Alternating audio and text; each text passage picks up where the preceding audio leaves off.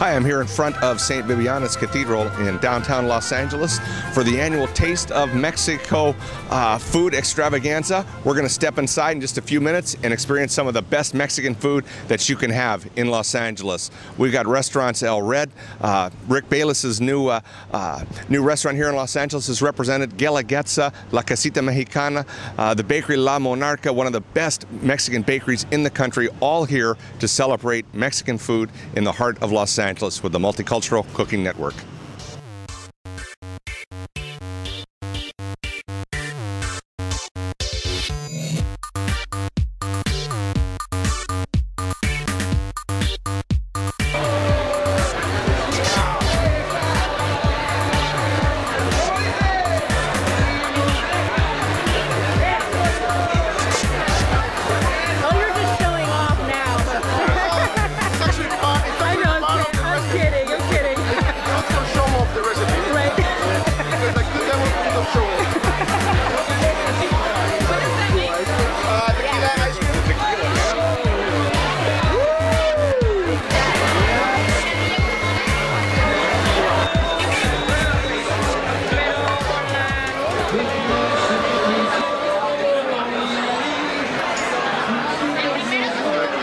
Tequila is very light, really good, very sweet. I taste a little bit of cream in it, but it's really, it's very light. We're about to talk to Chef Katsuji here in Los Angeles. He's been featured in the New York Times, and his restaurant Mexikosher. I want to ask him, usually when you think of kosher food, you think of corned beef, pastrami, lox, stuff like that. How did you mix kosher food and Mexican food? Well, I wanted to show that the food that I was born and raised eating all the time, and just because it's kosher, just because people have the mentality that it's, over-salted, overcooked, kind of boring food.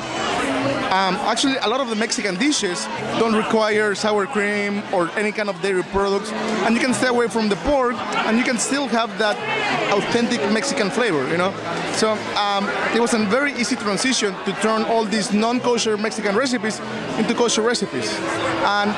But for me, something very important was to keep being able to keep the authentic flavor.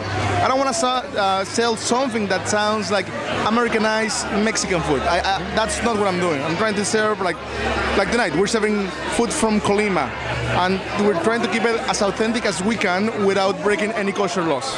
You said you're serving food from Colima. Yeah. Tell me about the what you said about Colima mole and here in Los Angeles. LA, it's everybody's from Oaxaca, everybody's from Puebla, so you get Puebla style mole, Oaxacan style mole, but you know what, there's like tons of different moles all over Mexico, so I decided tonight to show off, which is part of my family now because my wife's from Colima, so I flew my mother-in-law to LA so she could make her mole, and it's a very sweet, very distinctive flavor compared to Puebla or Oaxaca.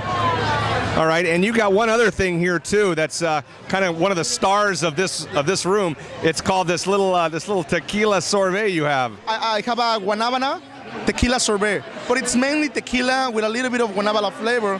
But since tequila can't freeze, we use a little bit of, actually a lot of liquid nitrogen in order for us to freeze that tequila and give that sorbet texture and make it very creamy. The way I came out with this, it's in kosher restaurants, there's no dairy, so you can't make a creamy dessert. But I found that if you freeze things very, very fast, you're actually able to replicate the texture of milk or dairy, and my customers always love that flavor. I had one of those. It was indeed creamy. It was delicious. And I'm going to have another one here in just a minute. But here we are with the Multicultural Cooking Network with Katsuji here in front of his Mexikosher booth at the Taste of Mexico. Great talking. Japanese, Mexican, kosher, I even dance.